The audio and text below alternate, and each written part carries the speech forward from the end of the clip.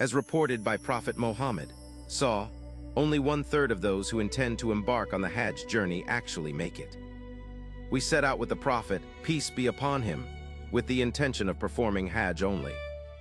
The Prophet, peace be upon him, reached Mecca and performed Tawaf of the Kaaba. He did not finish the Ihram because he had the Hadi with him. He asked me, didn't you perform Tawaf of the Kaaba Umrah when you reached Mecca? I said, no.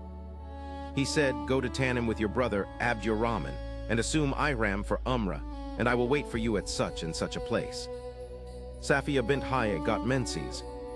The Prophet, peace be upon him, said, Akra Halka, you will detain us. Didn't you perform Tawaf al-Ifada on the day of Nar slaughtering? Aisha, she said, yes, I did. He said, then there is no harm, depart. So I met the Prophet, peace be upon him, when he was ascending the heights towards Mecca, and I was descending, or vice versa.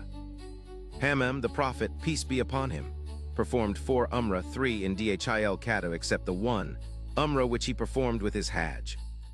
His Umrah from Al-Hudaybiyah and the one of the following year, and the one from Al-Jayrana where he distributed the booty of the Battle of Hunain, and another Umrah with his Hajj. Aisha, we set out assuming the Ihram for Hajj in the months of Hajj, towards the sacred precincts of Hajj. The Prophet, peace be upon him, said to his companions, whoever has not got the Hadi with him and likes to make it as Umrah, he should do it, but he who has got the Hadi with him should not do it. Aisha, the Prophet, peace be upon him, came to me while I was weeping. He asked me the reason for it.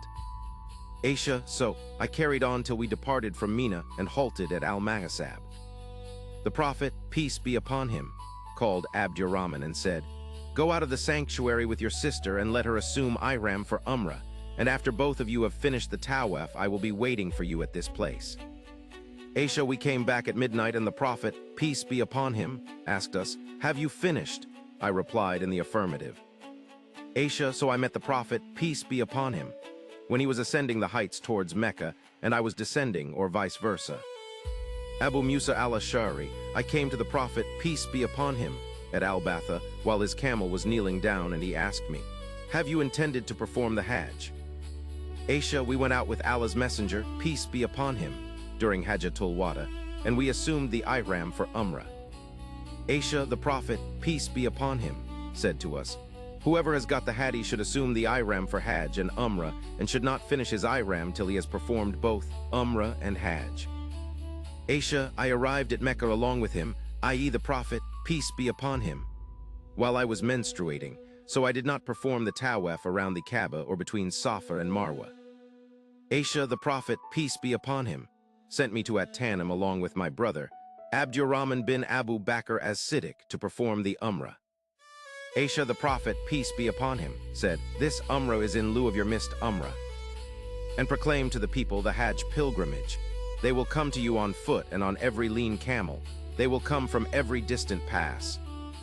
Aisha, Hajj is during well-known months, so whoever has made Hajj obligatory upon himself therein by entering the state of Ihram, there is to be for him no sexual relations and no disobedience and no disputing during Hajj.